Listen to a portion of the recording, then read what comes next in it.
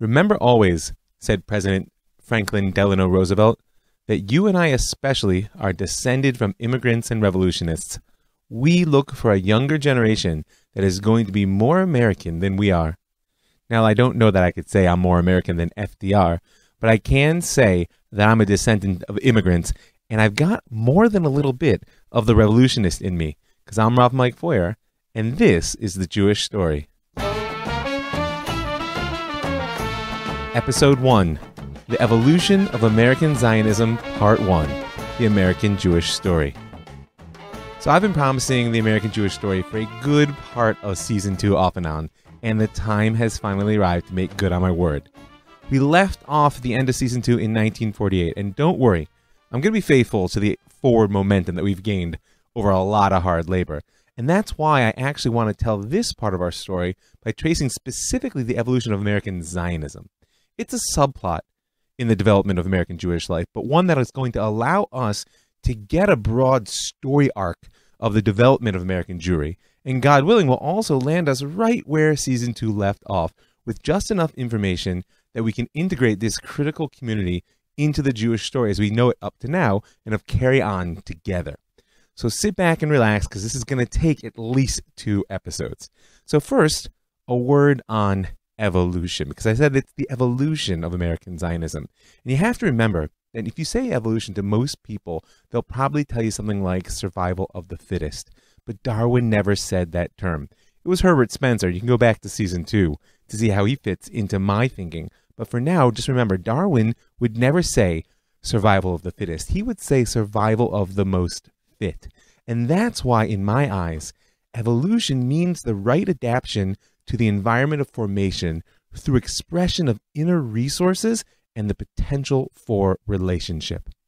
And for our purposes in the Jewish story, that means if we want to understand the evolution of American Zionism, we have to map a few things, and we have to start with America as a formative environment before we can even imagine what came out for Am Yisrael in that type of place.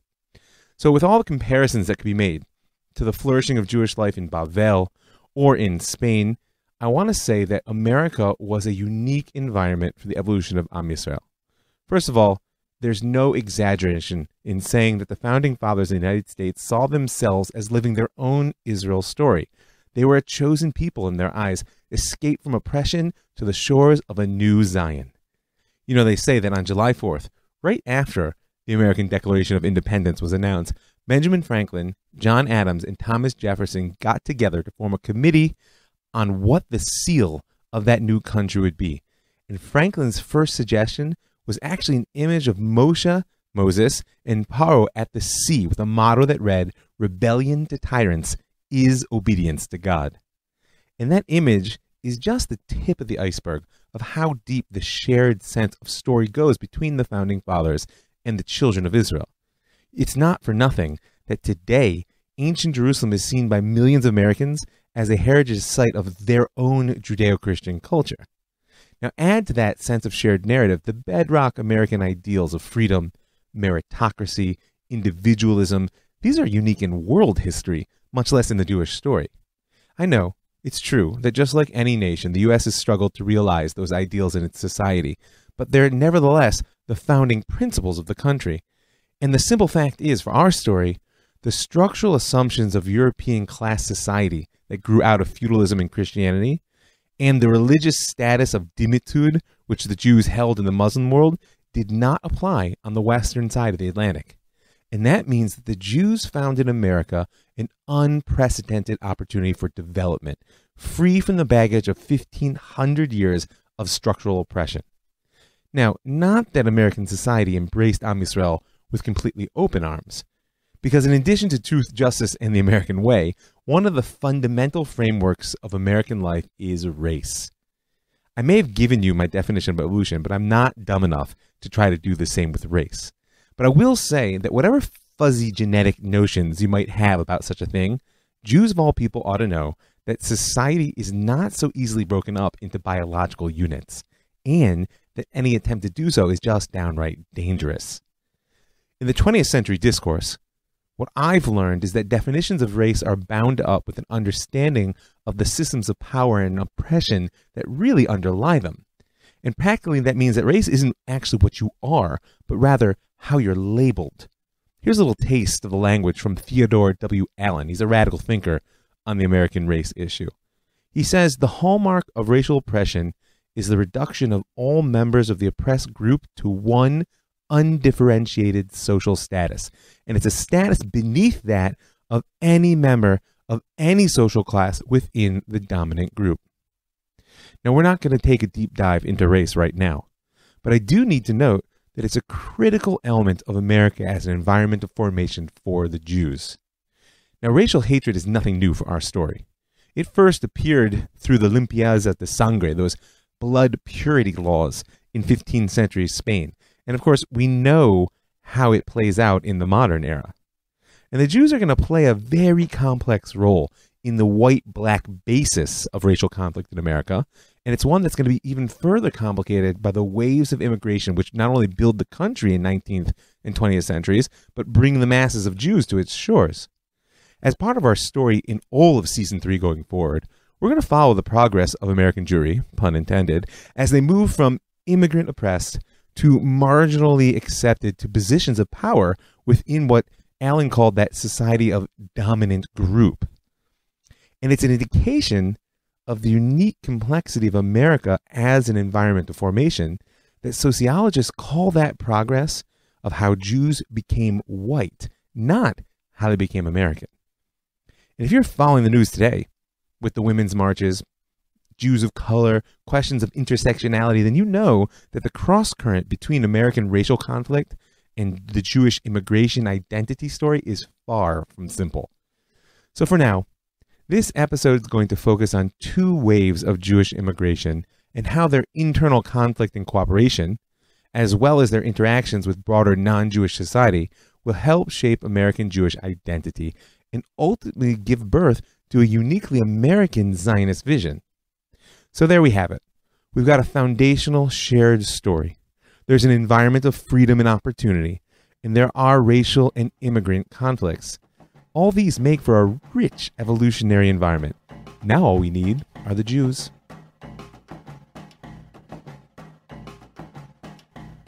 Scholars label three primary waves of Jewish immigration into America.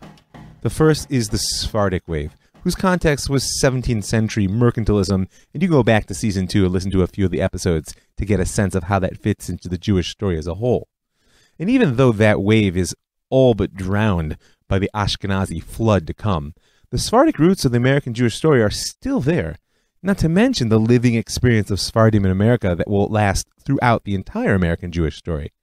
If you want to de-Ashkenazify your understanding of the background, at least, of the Jewish story in America, go look up the history of Emma Lazarus, a Sephardiya whose American lineage reaches well back before the American Revolution, and who, of course, was famous as the woman who wrote the poem on the base of the Statue of Liberty that welcomed the huddled masses of the world, many of whom would be her Ashkenazi brothers and sisters. But in reality, we're going to have to get a little bit of Ashkenazi-centric, or however you say that, because the second wave and the third wave will be just that. The second wave of Jewish immigrants to America came from Germany in the early mid-19th century. They were a small stream in a torrent of nearly 3 million immigrants that poured into America at this point in history, driven mostly by the economic instability in Germany and the famous Irish potato famine. And all of them were seeking that promised land whose streets were paved with gold. The third wave was the Russian and Eastern European Jews who came in the late 19th and early 20th century. We've actually touched their story before already from a different perspective. That was through our discussion in Season 2 of the first 4 waves of Aliyah to the land of Israel. So you can go back and see the parallel there. And of course, there's going to be a fourth wave.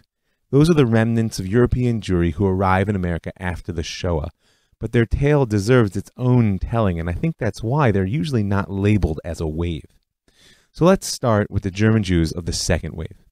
In 1840, Jews were a tiny and seemingly stable middle-class minority of about 15,000 out of the 17 million Americans counted by the U.S. Census. I say seemingly stable because by 1848, less than 10 years later, the number was up to 50,000. And like I said, they became amidst millions of other immigrants. The mid-19th century immigration from Ireland and Germany gave birth to what's known in America as nativist politics. Essentially, native-born Protestants, who themselves were, of course, descendants of immigrants, but now saw themselves as the true Americans, in their fear and rejection of these immigrants, formed anti-immigrant and especially anti-Catholic groups in cities all across the country. They decried and despised the religion, the race, the dirty and criminal behavior of these awful immigrants. And if you know a bit of American history, you might recall this as the period of the Know-Nothing Party. And if you read the news today, you'll know that this reactionary stance to immigration has been part of American politics ever since. Now, the brunt of nativist fear and hatred was actually directed at the Catholics, but there was also a surge of negative stereotypes of Jews that appear at the time, newspapers, literature, popular culture. For our purposes, just keep in mind that nativists were not only opposed to immigration, they saw the foreigners flooding America as intrinsically and therefore unchangeably other. Classic racial hatred whose only solution was exclusion. Nevertheless, despite that opposition and the general difficulty of immigrant life, the German Jews of the second wave flourished. Even the worst that these nativists offered couldn't compare to the Jew hatred of old Europe. And the chosen method of these German Jews in dealing with the antagonism of the nativist elements in society, and also the barriers offered to any immigrant, was assimilation. Consciously or not, they sensed that success lay in becoming more American than the Americans. And looking around, by and large, they saw a society which was much more compatible even than the Germany that they'd left behind. America espoused all the ideals of the German Enlightenment: freedom, reason, toleration, without all the baggage of the centuries of German Jewish hatred.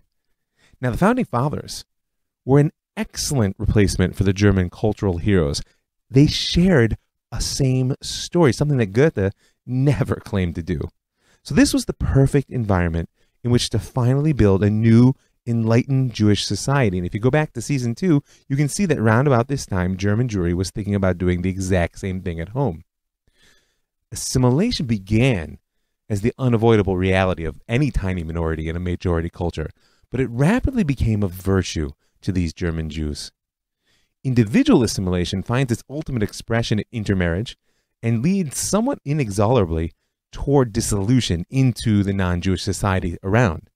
And that was certainly an ongoing process. It may have been slowed by the racist and anti-immigrant stance of much of the culture around them, but it was never stopped. It's kind of a process which can't be stopped. But the German Jews, in their Enlightenment zeal, were not just interested in individual assimilation. In their own way, they were eager to make a new Jew.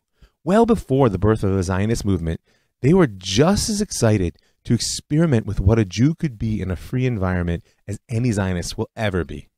And so, they began reshaping the corporate body of the Jews in order to resemble general American society. I'll call it communal assimilation. And the easiest place to trace that process is within organized religion. Remember, as products of the German Haskalah, the Jewish Enlightenment, their Jewish identity was entirely religious. Zionism wouldn't rear its head for another half-century, and when it did, these enlightened Jews would sneer at it. They were determined to be Americans, albeit of the Mosaic persuasion. And it wasn't just the Mosaic persuasion. The Reform movement was dominant amongst the German Jews, and their desire to refine Judaism through, of course, a European intellectual and cultural lens reached new heights in the New World, which meant practically they suppressed anything ethnic, anything mystic, or certainly anything legally binding in their religious practice, and tended to highlight the rational, ethical, the universal. The synagogue, or rather the temple as they called it, took on a decidedly Protestant cast, as it had done in Germany, complete with organs, choirs, robed clergy, and by the turn of the 20th century, many congregations had moved their main service to Sunday, with the rabbi's sermon becoming its primary focus. The process so reduced Jewish culture to a religion in the white Anglo-Saxon Protestant mold that by early 20th century, one Chicago rabbi could actually state that he thought of himself as a Junitarian and not just a Jew. Now, the Reformed Society of Israelites was organized in 1824 in Charleston, South Carolina, and was the origins of the American Reform movement. But it would be in 1846, with the immigration of Rabbi Isaac Mayer Wise, when the movement really got going.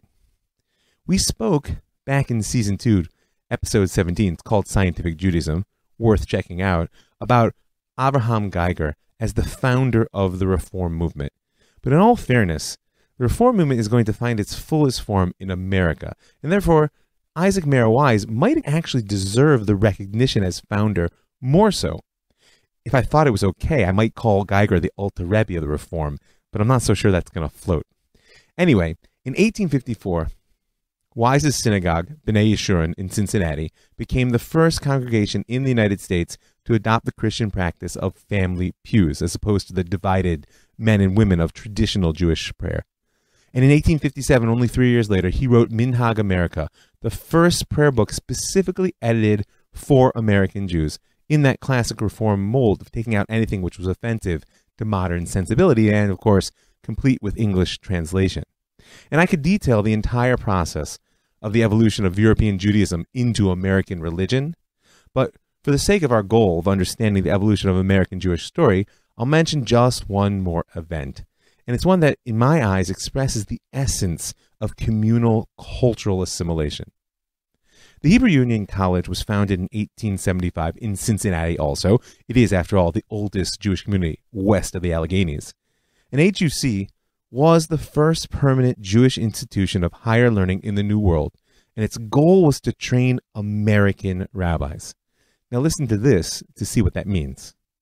Following the first HUC ordination of 4 rabbinic students in 1883, a celebratory dinner was held, attended by both the Jews and leading non-Jews of the city.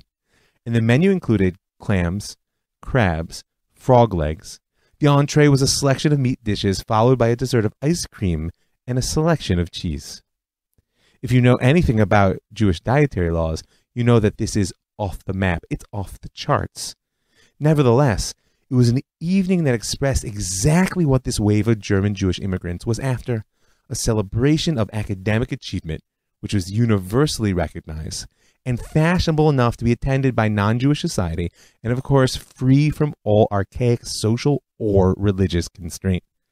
It's often dubbed the treif banquet, treif in Yiddish meaning not kosher. Well, I mean, it means a lot more than that, but whatever. And while it scandalized even the more traditional amongst the Reform, it was not an accident nor an aberration.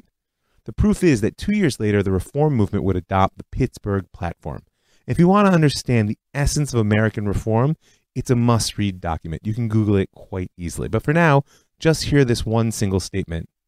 We hold that all such Mosaic and rabbinical laws as regulate diet, priestly purity, and dress originated in ages and under the influence of ideas entirely foreign to our present mental and spiritual state.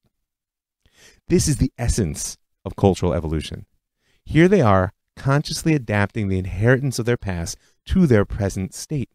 But there's really a very important question which remains unasked, because it's always a mystery where wisdom resides. Is it in the past, the present, or the future?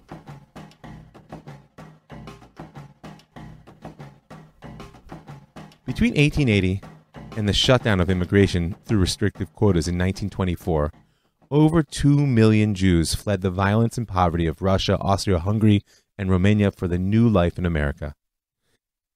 This was the third wave.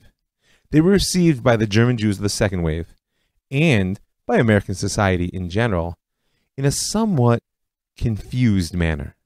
Now, after a half-century of communal assimilation, the German Jews were poised to be a cultural elite.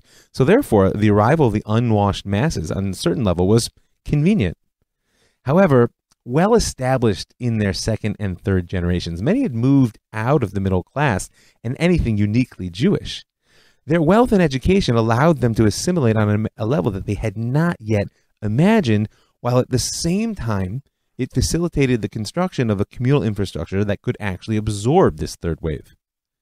These assimilated Jews saw the temple mostly as an important mark of affiliation, whether they ever went there or not.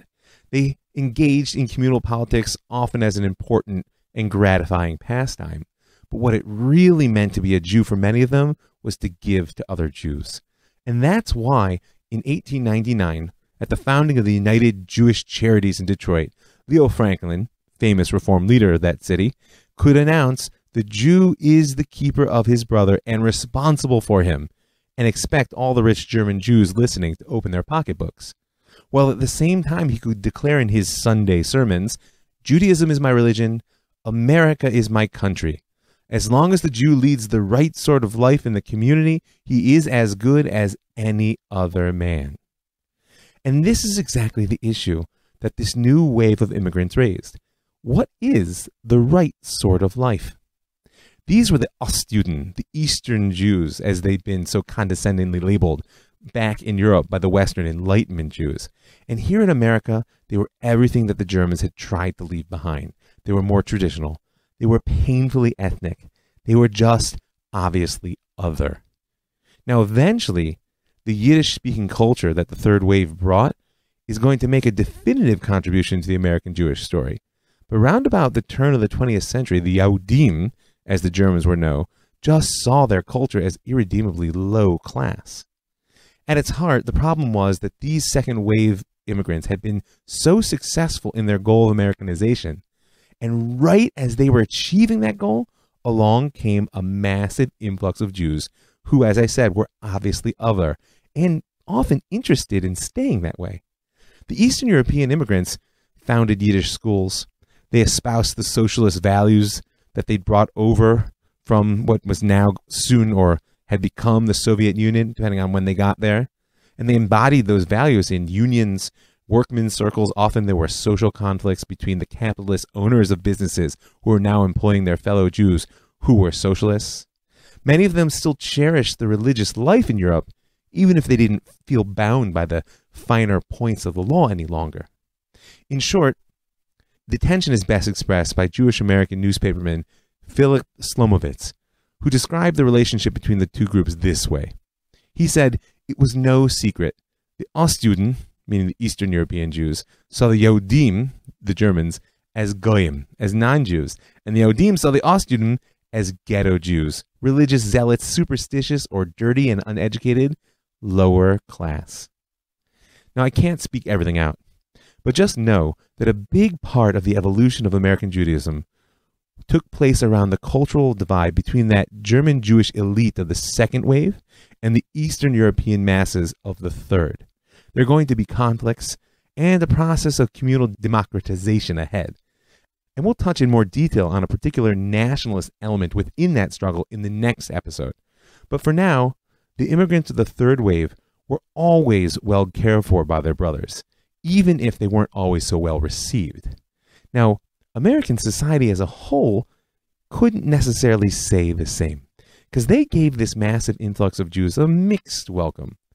We already noted the nativists, and their attitudes from the early 19th century hadn't gone away. And in fact, the organized anti-Semitism that will arise in America in the 20th century will echo European racial and political anti-Semitism, which was proved to be so destructive.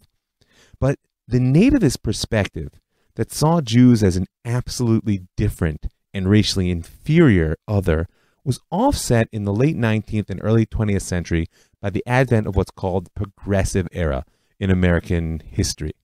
If you remember, and I hope you've studied a little bit of American history, this was a period of widespread social activism, political reform, right? It was the era of the muckrakers, my personal favorite, when politicians, journalists, social reformers all banded together to fight the problems caused by the modern era: industrialization, urbanization, and of course, immigration. While the nativists, as we said, saw the immigrant Jews as hopelessly other, and therefore their aspiration was to keep them out, something they succeeded in doing with the 1924 Immigration Act, the progressives had a somewhat different perspective on the question.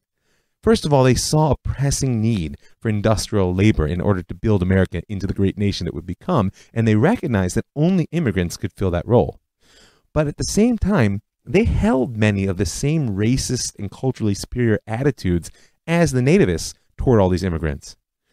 Where they really differed is that progressives in general viewed human beings as capable of transformation, either of themselves or by others. And thus they launched what was called the Project for Americanization. This was the great age of the American melting pot. Everyone is welcome to join the new society, so long as they check their culture at the door and dissolve into the American stew, which of course meant into the WASP, the white Anglo-Saxon Protestant stew. So the nativists wanted everyone to be like them and sought to keep anybody who wasn't out, while the progressives wanted everyone to be like them and advocated Americanization, meaning assimilation into their dominant culture. Remember those themes, because when we shift our lens back to the land of Israel in the coming episodes, we're going to see the exact same forces at play in Israeli nation building. So here we are. There's a massive influx of Eastern European Jews who carry a powerful ethnic identity. On one side, they're going to face the forces of rejection, both from without and from within. There will be the blatantly anti-Semitic nativists, and there will be, sadly, many of their fellow Jews who are afraid that their own ability to assimilate into American society is going to be ruined by these ethnic newcomers. On the other side are going to be the forces of assimilation, those progressives who are inviting them into the melting pot of Americanization, and the German Jews who've already paved the way and are reaping the benefits of membership into this new society. So the question is, what's a Jew to do?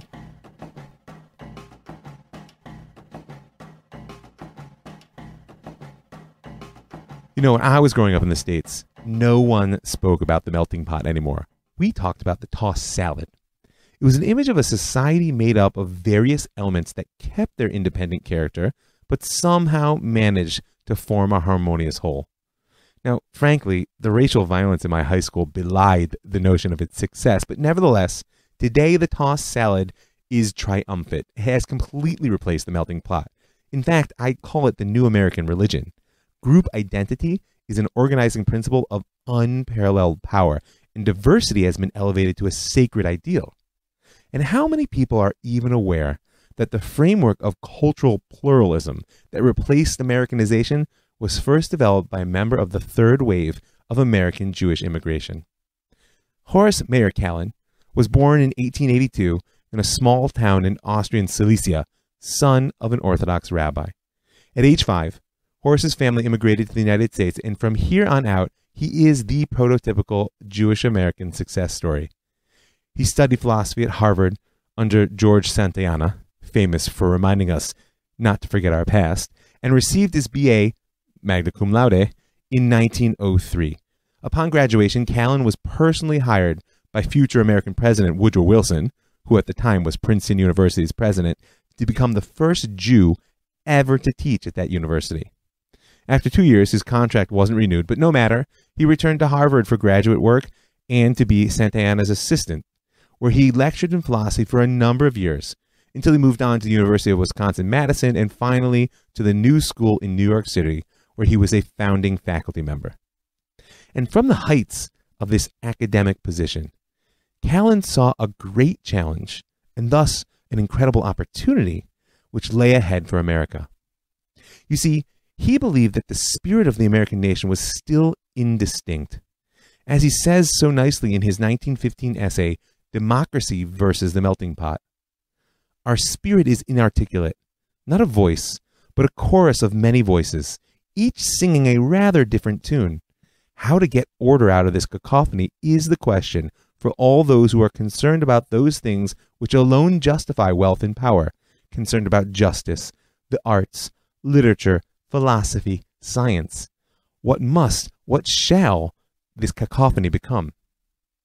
Now, Kallen saw two options ahead in answer to his question: unison or harmony, and he rejected the Americanization approach of unison.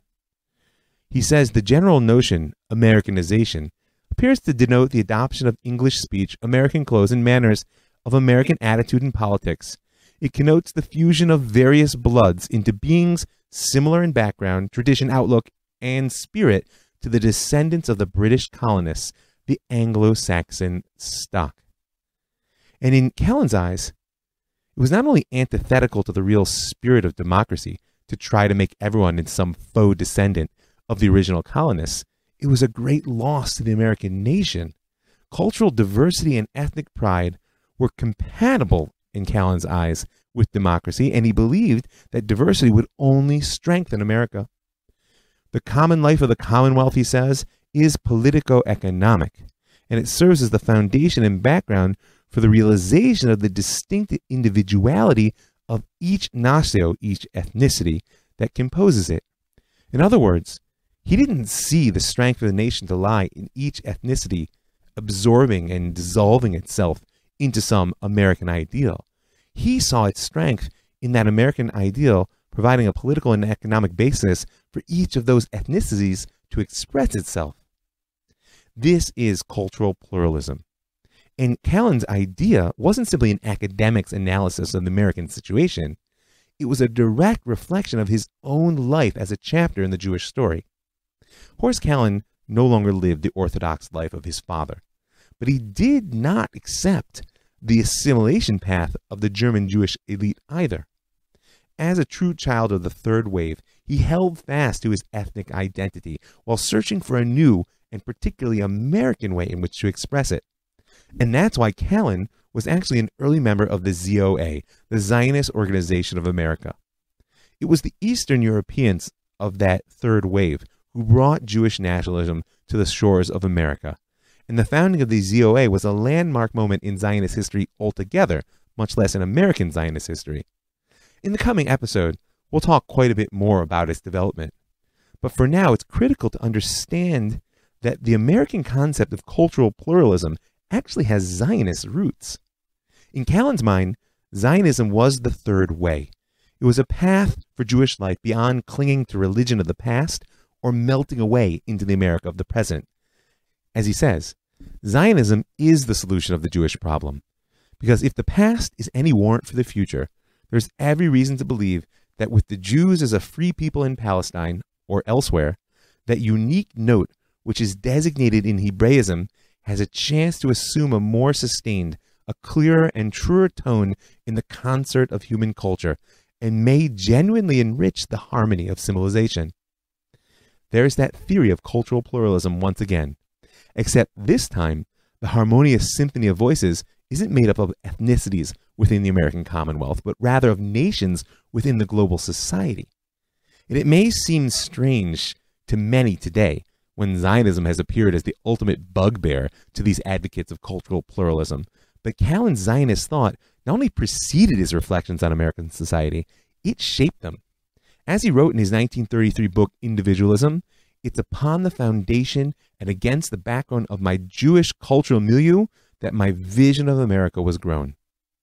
But that's only possible because of the uniquely American flavor of Callan's nationalism. He believed that ethnic nationality shouldn't necessarily be defined through the exercise of sovereignty on a determined area, or at least limited to it, but rather through the opportunity to express itself in a cultural way, meaning that you could be an American Zionist in America. As he wrote in The Structure of Lasting Peace, nationality is to the group what personality is to the individual. Tradition is its memory, custom its habits, history its biography, language, literature, the arts, and religion are its mind. Together these form its culture, and culture in the nationality is character in the individual. Now I want you to keep that definition in mind as we move forward in our story in Season 3, because that's a particularly American form of Zionism. And just as every individual adds their voice to a chorus in Callan's vision, and every ethnicity adds their element to the tossed salad of America, so too every nation must give its unique gifts to the polity of the world. There's much more to discuss in the evolution of American Jewry, and now you understand why we're going to do this in more than one episode, but I want to end with a last facet of the American Jewish story that was embodied by these immigrants of the third wave. You know, I grew up, and maybe you did too, watching Neil Diamond star in The Jazz Singer. And for a Jew with a strong identity, and yet deeply embedded as I was in secular American lifestyle, the movie's just a heart-wrencher. Now, I was watching the 1980 remake, but the original Jazz Singer, you may not know, was produced in 1927 by the Warner Brothers, and it's considered by many to be the first ever talking picture. How the Jews came to dominate Hollywood is its own story, and we can't tell it right now. But just keep in mind that Harry, Albert, Sam, and Jack were once Glossers before they were Warners, and that their family immigrated to Canada from Poland in the third wave. So the basic plot of the first talking movie is this. Cantor Rabinowitz learns that his 13-year-old son has been singing at a local saloon on Yom Kippur Eve, and he beats them, and his son Jakey, therefore, or Jakey, runs away. Now that night, at the Kol Nidre service, the height of the religious moment of the year, the cantor tells his fellow congregant with tears in his eyes, "My son was to stand at my side and sing tonight, but now I have no son." Scrolling forward a decade later, Jakey, now Jack Robin, is looking for his big break as a professional singer when he meets Mary Dale, a nice Christian girl. She becomes his girlfriend and helps him land a starring role in the musical review on Broadway, no less. But of course, opening night is scheduled for Yom Kippur Eve. And as the dress rehearsal the day before is getting underway, Jakey's mother reappears in his life, only to tell him that his father is dying and to ask him to take the cantor's place at synagogue the very next night.